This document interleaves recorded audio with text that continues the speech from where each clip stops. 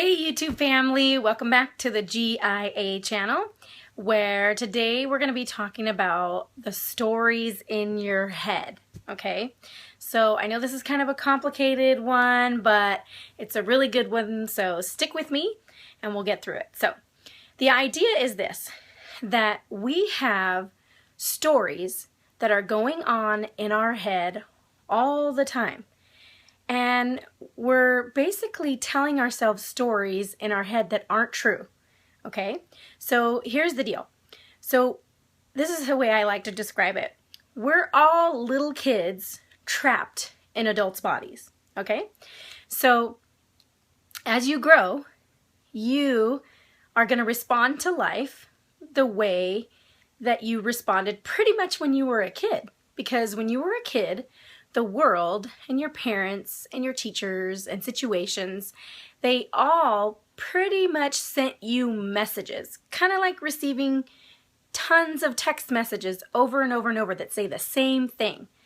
And a lot of times, those things that come through that we believe are negative. Okay? So, for example, you might feel like I'm not good enough, or I have to be perfect, or I'm dumb, or I'm too drama. That's the one I always got. So, or I'm too scattered. So as we grow up, don't quote me now, but by age 7, when we grow up, there's certain things that are pretty much in us for the long haul.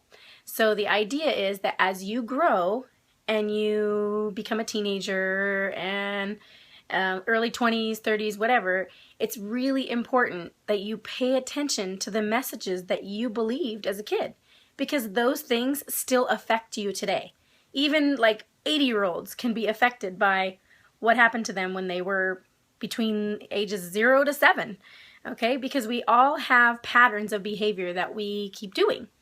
So the whole idea is to pretty much pay attention to the little kid inside of you that is telling yourself a story about life or about someone else that's not true, because it's not going to help you to keep believing that negative story that you're either dumb or you're not good enough or that you have to be perfect or those kinds of things.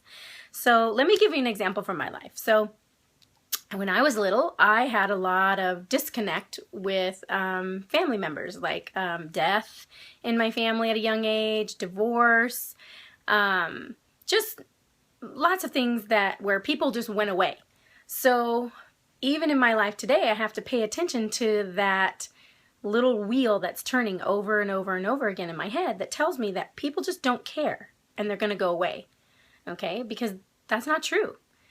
Okay? My husband and I have been married for almost 20 years, but I still have to fight off and pay attention to the thoughts in my head that tell me, uh-oh, he just doesn't care, or my friends don't care. So it's really important that we slow down and pay attention to those thoughts because they're going to help you.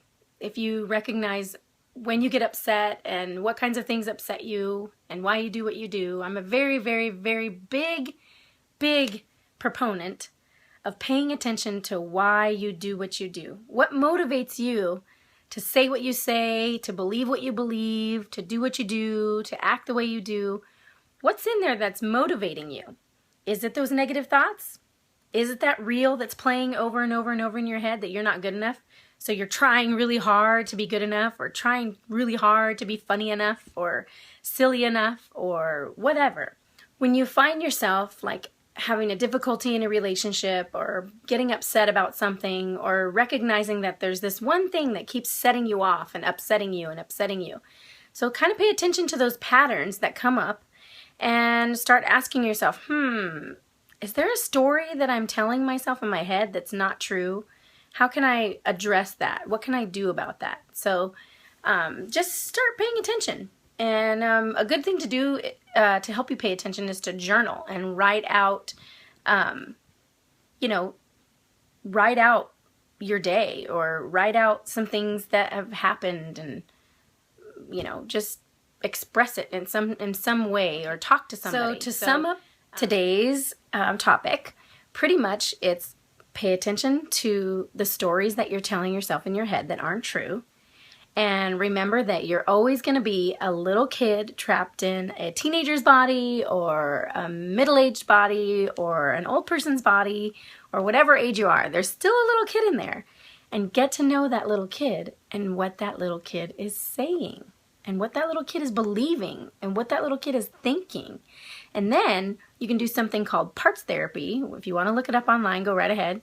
And you can introduce that little kid to Jesus and say, okay, how would Jesus want to talk to that little kid? And how would Jesus want to change that little kid's belief about, that situation?